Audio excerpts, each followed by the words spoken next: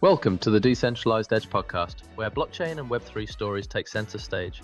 I'm your host, Sam Evans, and every episode I bring you candid conversations with the engineers, founders, visionaries, and investors shaping a decentralized future. Whether you're looking to break into Web3, scale a team, or stay ahead of industry trends, this is where you'll get the insights you won't find anywhere else. This podcast is brought to you by Blocktail, the leading specialist talent partner, connecting top blockchain and Web3 disruptors with the world's most innovative companies. Right, let's dive into today's episode. Today I have with me Grant, the head of Kinetic and the founder. Grant, do you want to go into a bit more detail about who you are and just make a bit of a quick introduction? Yeah, that sounds great. Thanks for having me on, Sam. Excited about this podcast, and Blocktail's been super helpful for placing super talented candidates at Kinetic. No, not a paid show, but always super happy to rep. You guys have been super helpful. So wanted to just quickly say that. Yeah, I would love to dive deeper into just a quick introduction about yourself, who you are, your background. You've got such an interesting background. Come from even from your collegiate days through to the stuff you were doing. I think did you start off as an AI researcher before going into quant research, or what was the order there? Yeah, so I was doing AI research at a crypto hedge fund called Numerai, and so it's an intersection of crypto and AI and hedge funds. It's kind of buzzword soup, but it's it's a very interesting mechanism, and it makes a lot of sense once you sort of like untangle the parts. Yeah. And then your transition into, very obviously impressive background with like Jane Street and Polycapital. How's it been? Well, I guess let's start with Kinetic. You obviously founded Kinetic. What was the sort of aha moment for you when you were working in that sort of more hedge fund kind of world to think, I'm going to start this and this is what it's going to be? Yeah, for a long time I've been obsessed with markets and microstructure and building the future of finance. Sometimes I think about if the history of finance were sort of written into a book, like who's going to make the story, right? And so like in that book, maybe I see Robinhood as sort of like pushing mobile experience for trading, or Coinbase for onboarding fiat and fiat in the crypto, or maybe Citadel for being one of the all-time greatest trading firms or something like that. And I've always been obsessed with like, how do I end up in the book and how do I build a generational financial business? And so there are a lot of sort of like deep theses that I have around what does the future of finance look like and all these things, and all of them sort of come to a head in what I'm building at Kinetic. Yeah.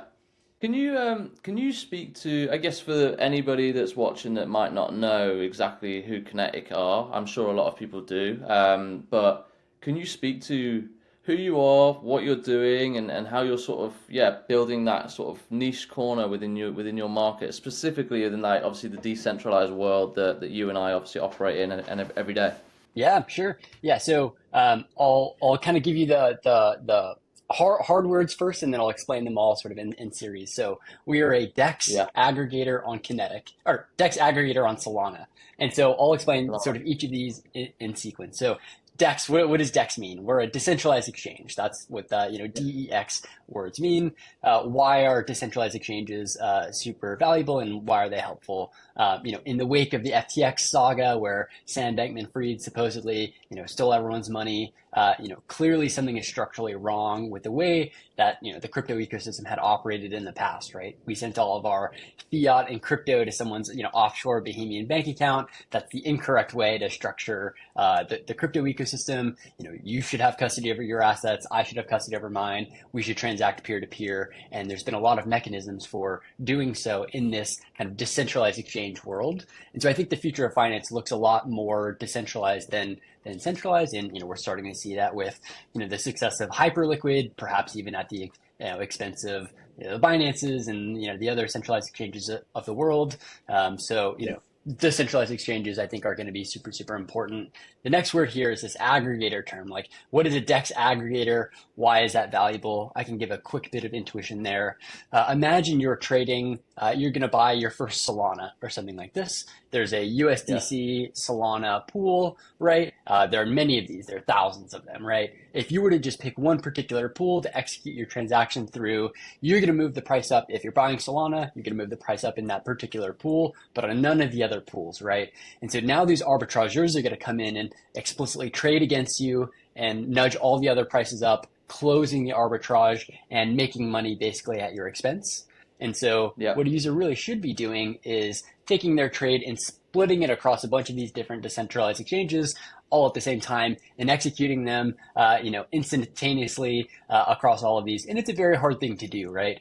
And so on the back end at Kinetic, we do a bunch of very fancy optimization and graph theory and these kinds of things, such that any sort of user order with an input token and they want some output token, we will find the sort of optimal path that takes that input token and gets them that output token, minimizing their price impact or their slippage. And so that's a little bit of intuition for like DEX aggregation. Yeah. And then Solana is my favorite chain. I've been excited about Solana for a very long time. And Solana was one of the first times that I really felt like using the pure internet in the crypto ecosystem, right? Coming from Ethereum land, block times are 12 seconds and you have to pay whatever, $15 in gas fees or something like this, right? But on Solana, 400 millisecond block times, you pay, a fraction of a penny to send a transaction. If I were to send you $100,000 or something like that right now, it'll settle in less than a second. And if I were to try to wire you that, it would take, a day or two. It's Friday. So, market, banks are going to be closed. Maybe it doesn't hit until Monday. Maybe Monday's a holiday or something like this. And so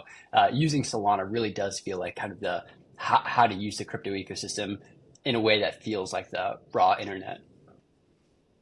That's awesome. And especially with what you're talking about is executing those trades immediately, trying to eliminate like that slippage and things. If you've got a tool that's reliable like that, decentralized in the way that it is, and as fast as it is, it kind of really helps, I guess, the platform that you're trying to build be as quick as it needs to be.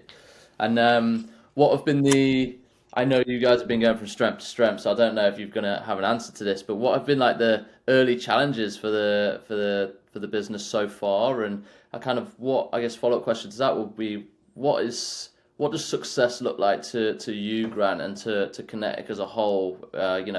Where it is in 5 years' time, like what would be a success for you?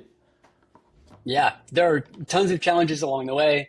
One of which is, we have to solve this like very hard math problem of, how do we kind of get the input token to the output token across, a million tokens and several multiples more of like the different pools that they could transact through. And so we have this MIT undergrad, Stanford PhD, plasma physicist guy. He's amazing. We have this, U Chicago math brain who was recently at CITSEC.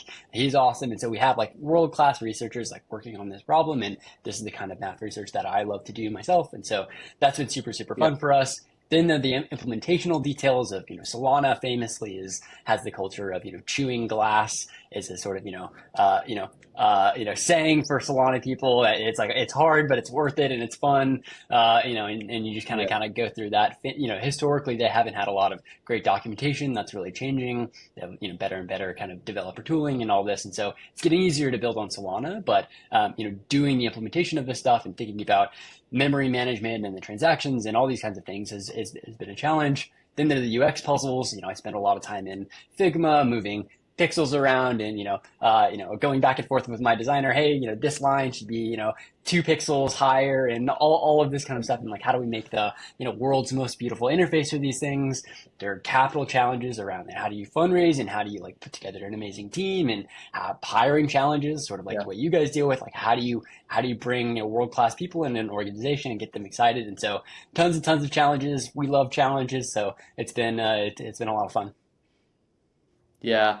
I knew you'd bring up hiring as a challenge for sure. I bet the other stuff like playing around with pixels and working with your designers, I bet that's not something you probably foresaw as a big problem you're going to have on a daily basis. But it makes sense, right? Especially from a scrappy startup to get into where you are now. So I guess with the recruitment, that's a good transition. I was going to bring it up myself anyway, but because it's something we can obviously talk to, as probably the only topic I can talk to where I can actually understand it to the level that you can as well. But how have you found that? Because I would imagine a lot of people assume that when you're recruiting in the decentralized blockchain Web3 world, you're looking for blockchain developer, blockchain engineer, like people with that title, and it's just not the case. We're looking for like just SWEs and staff engineers and things like just top engineers that probably the ideal person just has a real passionate interest to get into that world, and they're just a background as an amazing engineer, that brings the problem with it is that you are then competing with Citadel, HRT, Meta, Google.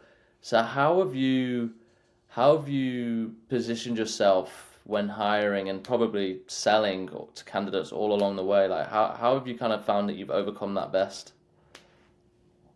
Yeah, you're totally right that, we hire from all the best organizations, and the way to hire from each of these organizations is like slightly different, right? And so if it's a front end engineering problem, a lot of that, even though we are a crypto company, a lot of that is just being world class at TypeScript and React, and like sort of understanding the kind of like the patterns and structures that are kind of like being used and kind of the cutting edge, right? Back end stuff. A lot of it is like just Kubernetes and Kafka and sort of all that, and so a lot of these challenges that we face, even though we are a crypto company, are sort of like Web 2-ish, or just like normal like software engineering challenges. And so we interface with some of the people from like a lot of the great companies that you mentioned. And so and in terms of like bringing them on, I think people are looking for sort of different things. And so imagine if you're someone who's been making a bunch of money at some great quant shop for a long time. Maybe you're very cash rich, but you don't have this sort of like asymmetric upside of joining an early stage startup. And so if they can be compelled by hey, saying like, we are doing this amazing thing, you can really kind of like boost your equity comp, and you've made $1 million a year doing this crazy thing. We can't match that as an early stage startup, but what we can do is we can basically kind of give you a big slice of the pie early days in this company Kinetic that we're building, and here's the way that we can get that to be 8 figures for you, or maybe even more. Yeah, and I think you hit the nail on the head. And obviously, you mentioned earlier we've worked with you guys quite a lot, and it's very tough speaking to them. I think the toughest challenge is kind of getting people on the phone. But then once we start speaking about who you are and what you do, and sending even like your LinkedIn profile across, and because I think it helps that you understand that world a bit. You've been there, and you understand like the crazy comp packages within the best hedge funds, and the work that they do on a day-to-day basis. So it kind of gives you something to sell against sort of straight away, and that's not been that challenging really. Once we've got them on a call with you guys, it seems to go quite quickly and quite smoothly for those that are interested in like that decentralized world. That interest has to be there, but it definitely helps. Totally, yeah. And it's clear to me that talented people just want to work with talented people. And so we have this snowball effect from, working with great folks in the very early days. And then, they refer some of their, most talented friends, and we're sort of building this culture internally. And when people recruit with us, they could just see this sort of, raw, talent of the team. And, I think I hire like very nice people. Like I'm a pretty, I really care about, ethical, sort of like long-term oriented people and all these things. And, I think people can kind of like feel in our culture that there's just this kind of kindness and also competence that sort of pairs nicely together. For sure, 100%. And like, how many heads are you at now? 13 of us right now. It's a good mix. Yep. Mostly engineers, some researchers. Had a product guy. He's amazing, from Kraken. He spent 7 years at E-Trade and a couple years at OKX. He's just been crushing it. He has a bunch of the very deep domain expertise of, hey, we built this, tax and compliance thing, and it was a challenge for like these particular reasons, or, internationalization. Here's how we do it from a framework perspective, and here's how we roll it out on the sort of like growth and go-to-market perspective. Or, should we do 30D or 1M for 30 days or 1 month? He's like, oh yeah, we tested that thing back in the day, and users prefer this. And so he's just like very kind of deep kind of wellspring of knowledge about how to build great exchanges. Yeah, I think that's what you've done really well. I think you've hired very, very well. I think you've got like a very, very talented team on board, and like those hires, the right hire is just so important, especially when you're like a startup getting off the ground and like every dollar counts and things. I think you've definitely done that sort of better than a lot of the startups that we see sort of come and go, and we work with on a daily basis. So that's awesome. And then just to keep on the Kinetic train, there's a gamification element to what you guys are doing, which is probably quite surprising to people who don't know about Kinetic. Like to hear that there's an element to that on top of a DEX aggregator. Can you explain this like in a very sort of nutshell how that like works, and how does that help you guys improve user experience and return of your customers and just in general, like what's the sort of idea behind that and how does it work? Yeah, one of the kind of like, user secrets that we've learned is people want to have fun when they're trading. If you're, punting, I don't know, $400 into some, brand new meme coin and you think like, oh, this thing's gonna 1000x and, you're just kind of having fun with your friends and you're sharing it in these chats. Like you want to have a good time. It's a different experience than if you're, I don't know, managing your kind of, Roth IRA and some kind of like, old, kind of like legacy system from the 90s and, you call your broker or Yeah. something like that. Like that's a very type of, user interaction than, just playing in the kind of like crypto casinos of the sort of like brand new meme coins. I will say that like over time, our design aesthetic will change as our sort of, core ICP changes and as we broaden out the scope of what Kinetic can do. Right now on Solana, the biggest meta is these meme coins are doing, billions of dollars a day of volume. And so that's where a lot of the volume is. And I think it's a good proof point that Solana as a chain can handle literal billions of dollars per day in volume, and there's millions of these tokens. But the biggest trend that we're seeing right now is that a lot of these companies, Kraken and Robinhood, and there's a company called Bakkt, like they're bringing all of these real world assets on chain, these RWAs, equities and treasuries and forex and all this. And I think as the product, as the types of assets that are being traded on blockchains change, we'll also correspondingly change our kind of core aesthetic to better suit the types of trading that's happening. So starting with the kind of gamification aesthetic, it's fun, it's an arcade, having a blast with it. And then eventually, we want to be the, sort of equinox of crypto. We want it to be, elite and very professionally designed and all this. So that's my vision for how this will evolve. For sure, and I guess that leads into this question I asked earlier in terms of like what success looks like for you. I guess that transition into, redesigning it and keeping it sort of evolving in that way, especially as your user base keeps growing. So it's gonna be really cool to kind of watch that evolution. We're lucky enough to kind of be, partners with you and really support and do whatever you need us to do in terms of like finding the right people, but. Yeah, just from someone who's passionate about like this industry as blockchain and Web3 and everything, and the finance industry as a whole, like it's just gonna be really really exciting to kind of watch you guys grow and evolve over the next few years. It's been great to watch already.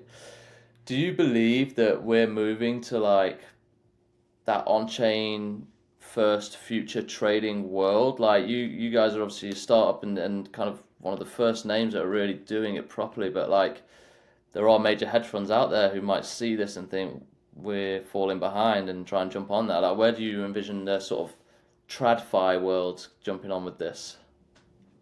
Yeah, so there's a kind of continuum of sophistication sometimes that I describe, and so there's a kind of retail focused type trader, mostly mobile, $100 trades, just kind of punting around, typically maybe trying to pay with cash and onboard their fiat into the crypto ecosystem. That's like kind of the lowest level of sophistication. Still, there are a ton of users over there. We're sort of at this intermediate level, this sort of prosumer model where, it's maybe traders like you and I that have already, experienced the crypto ecosystem, already have some funds on chain, maybe $1,000 trades, $10,000 trades, sometimes $100,000 trades, more sort of desktop focused and all these things. And then there's the highest level of sophistication, which is what you're mentioning, which is, the quant firms, working with, kind of the big names in crypto that already have kind of established brands, and they don't care about the UX at all. They're going to kind of write their own, interfaces for trading systems, and they already have all these things integrated. They just want an API, or sometimes not even just an API, but they just want to, export some executable binary and co-locate it in their data center somewhere, running with the rest of their strategy. And maybe they're doing these sex dex arbs, finding arbitrages between centralized exchanges and decentralized exchanges, and they just all want it to be super, super fast. And so I think, we will have a product suite for those types of traders, those quant funds that don't want to have to integrate with the 12th or 15th, kind of long tail Solana exchange. They want kind of access to those assets, but they don't want to spend the engineering resources to build all that out. Like we'll have a product suite for them. And so I think like that's how a lot of these guys will get onboarded is through these types of integrations in the early days. Awesome. Yeah, I mean, there's going to be some level of adoption, but I mean, it's really cool that you've got a bit of a head start on that. And it's like you say, like it's kind of what angle do they come to the sort of industry with, from their point of view? And now I know you talked about Solana earlier to some detail, but I had a question lined up here about Solana versus the rest of the sort of on-chains, like possibilities that could be used. Do you foresee that Solana is like just absolute number one in this space? Is there other options you could have gone with that could do the same thing, or was it, yeah, Solana just has that edge over a few other options?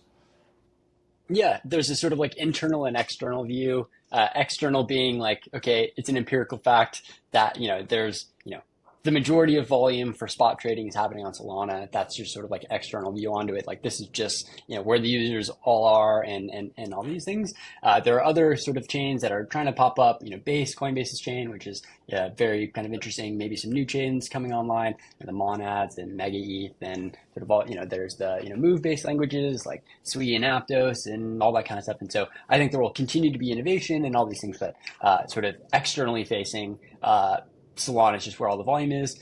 I think Solana is prioritizing the right things, and I think they have a deep culture internally of sort of like really pushing innovations. They want to increase increase bandwidth and reduce latency. Like this is like kind of their core phrase that they're kind of shouting on Twitter all the time, and I think that's the correct vision for Solana. Yeah. I think what users care a lot less about decentralization than like the early kind of crypto elite thought, right? Like I think the Ethereum community for a long time cared about, Yeah. you should be able to run an Ethereum node on a Raspberry Pi in the Serengeti or something like that and contribute to decentralization. But like users don't care about that at all. I think you can make the hardware a lot more expensive and higher bandwidth. And I think that's what users are really looking for. I think there's probably a push towards the Hyperliquid type model where on Hyperliquid, to get global consensus, the speed of light around the Earth through fiber is something like 200 milliseconds, right? And so to go from like one, point on the Earth to the antipodal node, that takes around 100 milliseconds. And so that's a long time. And so Hyperliquid famously has had a lot of their nodes, pretty much all their nodes are in a data center in Tokyo. And that's how they're able to achieve, 40 millisecond block times or these kinds of things. And so who knows, like if that is the kind of paradigm that'll win out, or if like the global consensus thing works. It's kind of we'll see. But we've been super happy building on Solana. Yeah, nice.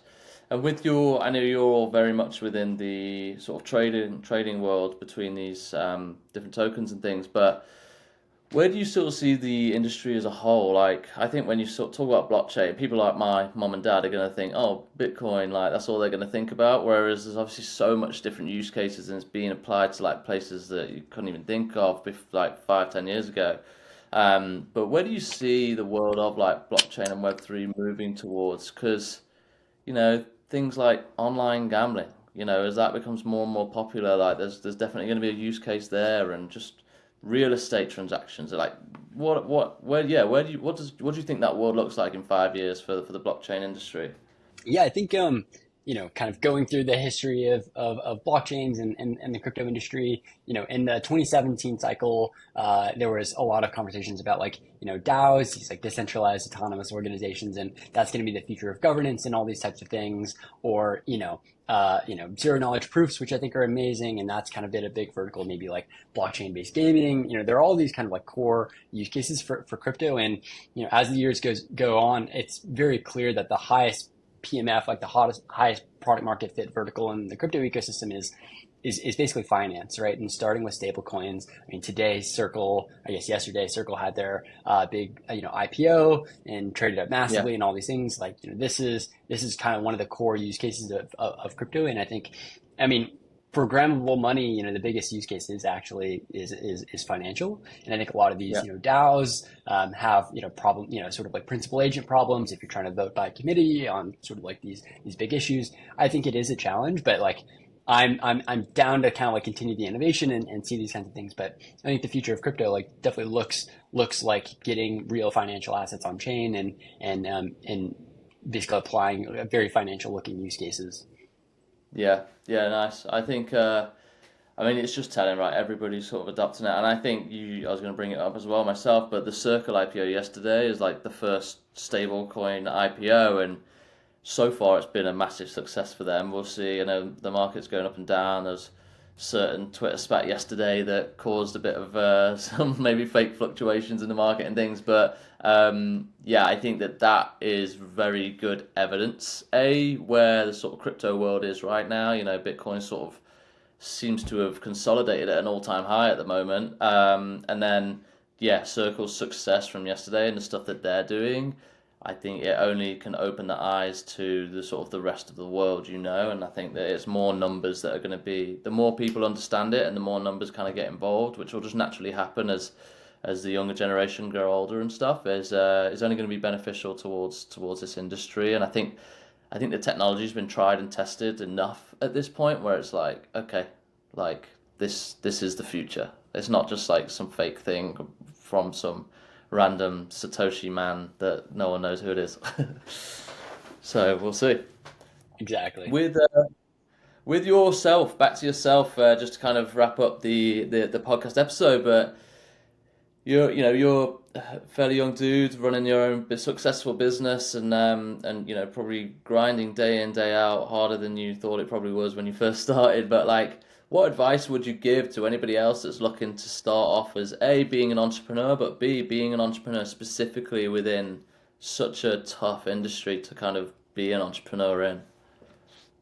Yeah, I think you hit the nail on the head where I certainly didn't, and I hear this story a lot. Like, expect how hard it was going to be, and things take 10 times longer than you think, and they require 10 times as much work. One kind of like mental unlock for me is that it's not even like a time-based thing at all. It's just like there are, 1,000 tasks between where I am now and like where I want to be. And like those tasks can take a year or they can take a month. And it's just like, go get through those as fast as you can, because, that's all it takes to kind of like get to the next level. They're all like, very specific kind of like founder learnings at like kind of every level. Like it's almost like playing a video game. Level one is, like coming up with an idea, and like that's a very hard thing. I have a list of 300 business ideas that I think would be amazing and fun to build and all this. And then level two is assemble the team or raise some capital and all these things. And the levels get progressively harder. It's not like it's not like, great, I got to the next level, like now it's going to be easier. It's like the boss gets bigger, the odds get longer in the direction against you. But it's been super, super fun, and I feel like I'm building the business, but in some way I'm also building myself, right? And sort of like leveling up my own like personal skill sets as I kind of like just work through all these all the stuff that breaks, and then we fix it, and I just get better and better. Yeah, for sure. I think it's that, right? You're having to do it on a day-to-day basis. That's the situation that you're in, but you're also learning whilst kind of going and getting better every day. But it's very tough, and then like it makes you think of all these other entrepreneurs. Even like thinking back to like Zuckerberg. Zuckerberg was so young when he started with Facebook that you forget that he didn't know how to be the CEO of Facebook that day. Like he's been learning. I think it was so successful early on. He probably had some incredible mentors around him to like really be helping sort of keep the ship, sailing in the right direction. But yeah, you forget that all these people are like learning as they kind of go along. And then final question for you then, and I don't think I give you a heads up on this one, but I'm going to ask this question to kind of every guest that kind of comes on the podcast. But one book or one person / mentor. Is there a book, is there a mentor that you think really sort of shaped kind of where you're at today and the skill sets that you've got today? That's a really interesting question. I would say a blend, one hero of mine who I've never met. And, one day, I would love to meet this person. It's been like a lifelong dream of mine. So if anyone's listening, knows this person, they're kind of up in age. It's Ed Thorpe, the sort of father of card counting, and built one of the first quantitative hedge funds of all time. Famously worked with Claude Shannon on the building one of the first like wearable computers to solve the game of roulette by predicting the ball around roulette wheel and all these things. And I think I've taken a lot of life lessons from the story of Ed Thorpe. I think I have similar research interests. Like I've read basically every paper that's ever been written by this man, and I think I have similar kind of like life philosophy to like what I've read about him. And so he's been a huge hero of mine, and there's an amazing autobiography by him as well. That's awesome. Wow. Yeah, hopefully you get to meet him. And yeah, I'm impressed with your answer. It was such a good answer, and I didn't give you the heads up that I was going to ask that question, and you just was there straight away. So yeah, that was a great answer. But yeah, Thanks, man. but we'll wrap that up there. But Grant, I really appreciate you coming on. I know that this is sort of episode 1, and I know you're a busy guy, but having someone of your caliber in the industry on straight away is a testament, I think, to the relationship that Blocktel and Kinetic have built over the time, but also just to what a great guy you are and how willing you are to kind of be a big part of this community. But yeah, thank you very much for your time.